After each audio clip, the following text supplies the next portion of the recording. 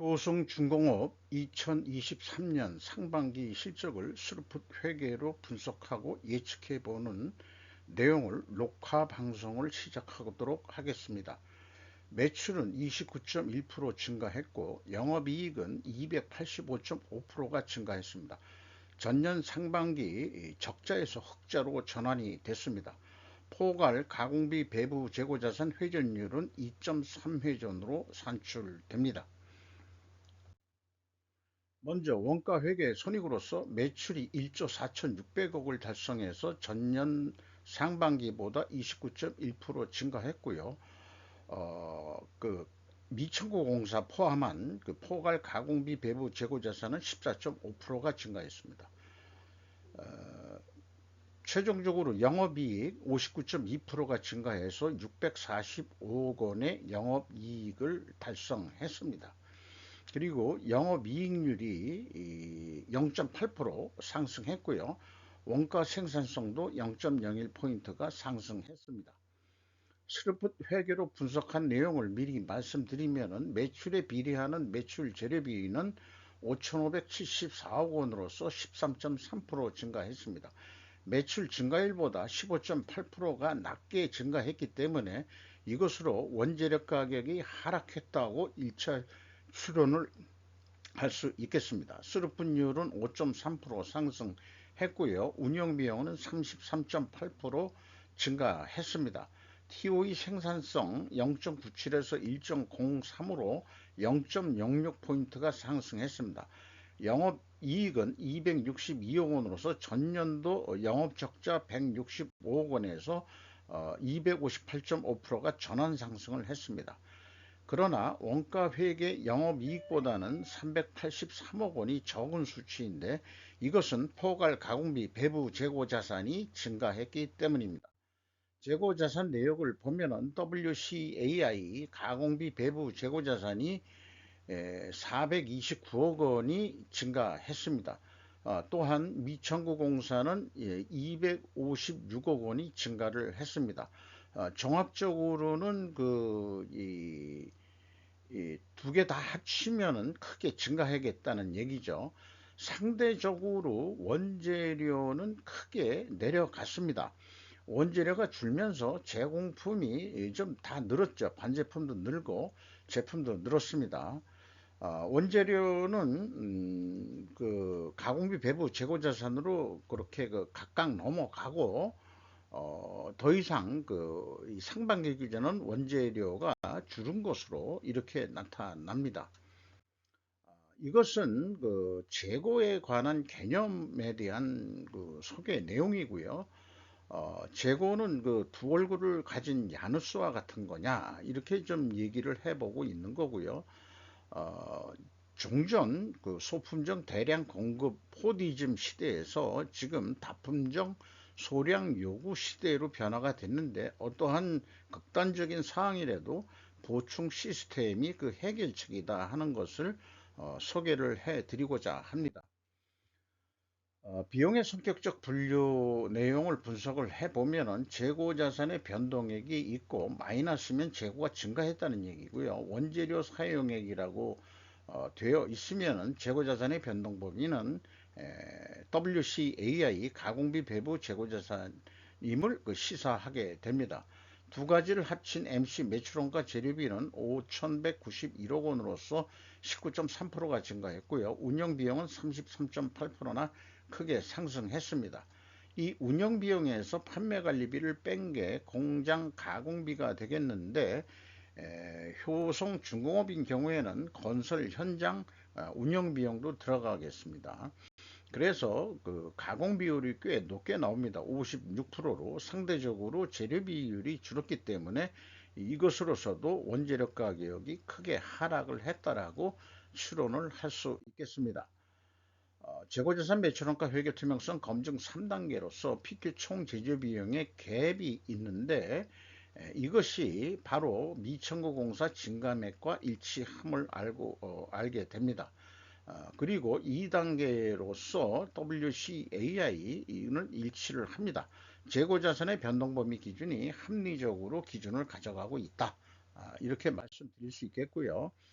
또한 현금 흐름표 기준 전체 재고 자산의 증가맥도 일치를 합니다. 다만 이걸 현금식으로 읽어보면은 현금이 87억 원이 들어왔으면은 재고가 87억 원이 줄어야 되는데 한 6억 원뿐이 거꾸로 6억 원이 증가를 했어요. 그러니까 92억 7,400만 원이 증가를 증가를 한 건데 이것이 왜 어떻게 증가했냐 그러면은 여기 재고자산 평가 손실 가로 열고 환입으로 되어 있는데 마이너스 표시는 환입을 잡았다는 얘기입니다. 그러니까 종전에 이 손실액을 좀 과하게 잡았다가 이번엔 평가 환입을 잡았다는 얘기죠. 예, 저는 개인적으로 재고자산 평가를 시세에 의해 가지고 평가 작업을 한다고 말들은 하고 있지만은 이게 재고자산 평가 작업이 분식회계의 이 유혹을 받고 있다 이렇게 보기 때문에 또한 재고자산은 이동평균법으로 하고 있는데 뭔 또 평가 손실을 잡고 그 다음에 이 환입을 잡냐 이런 얘기죠.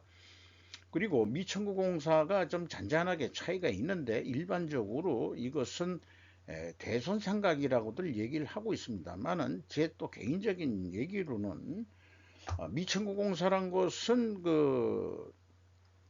아직 이 공사가 안 끝났는데 수익을 인식하는 그거죠. 그래서 저는 포괄제공으로 보이는데 매출 청구 성격으로 있죠. 근데 청구도 안 한 놈을 자기네 내부적으로만 매출을 인식하는 거기 때문에 아직 청구도 안 한 놈한테 무슨 대손상각을 하느냐 이런 얘기죠. 이런 것도 저는 광의적으로 보면 딱 분식회계로 봅니다.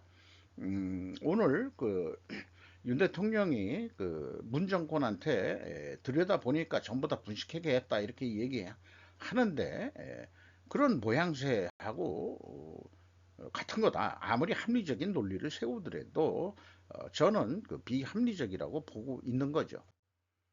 운영비용에서 인건비가 1,809억 원이 집행이 돼서 6.7% 금액이 증가했고요.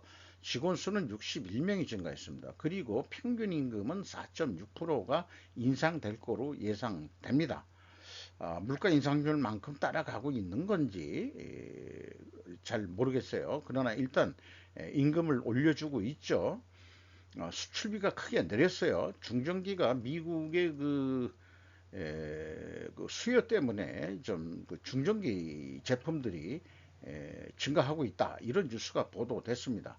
외주 가공비가 15.8%, 요것은 건설업에 해당한다고 볼 수 있겠습니다. 15.8%가 증가했습니다. 경영평가 지표로 와서 재고 회전율이 상승했고 또한 수르프율도 상승했습니다. 이 두 가지가 상승을 하면은 투명하게 가정을 합니다. 그래서 여기서 보면은 원재료 매입 가격 하락과 입증을 하려면은 판매 가격 상승으로 입증해야 되는데 이미 1, 2차 추론에서 원재료 가격이 하락했을 것이다 라고 생각을 했죠. 이 부분도 동일합니다. 판매 가격은 그 대신 상승했느냐를 확인할 수 있어야 되겠죠. 그리고 임팩트라는 거를 제가 하고 있는데 종합 경쟁력을 얘기할 때는 이 재고 회전율에다가 이 스루픈율을 곱해버리는 겁니다. 그래서 이게 2조 원대면은 63.3%가 상승했기 때문에 이게 주가도 올라도 되지 않겠냐. 저는 이걸로 근거를 하고 있습니다. 그리고 스루프 타임즈에서 미국의 투자자가 오늘도 내일도 강조하는 것이 투하자본 회수율, 이익률이라고도 얘기를 하죠. ROI라고 얘기를 하는데 1.3%, 마이너스에서 1.3%, 2.2%가 상승했으니까 성과는 좋아졌다. 이렇게 볼 수 있는 거겠죠. 그래서 이 4분면 이 통계로 보면은 재고 회전율 상승했고 그 다음에 스루픈율도 상승을 했습니다. 그럼 투명하게 가정을 하는데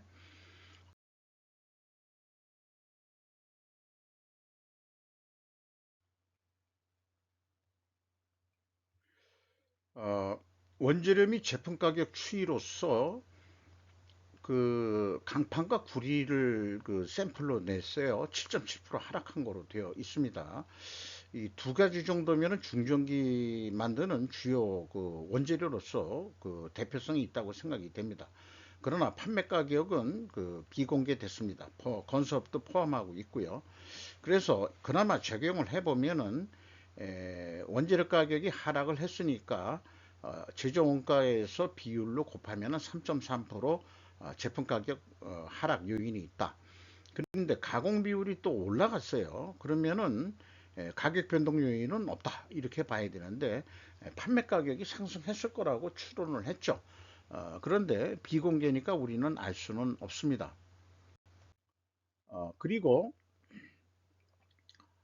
원가 회계 개념으로 그 연말까지 매출액을 예측해 보면은 3조 원가량 할 것 같습니다.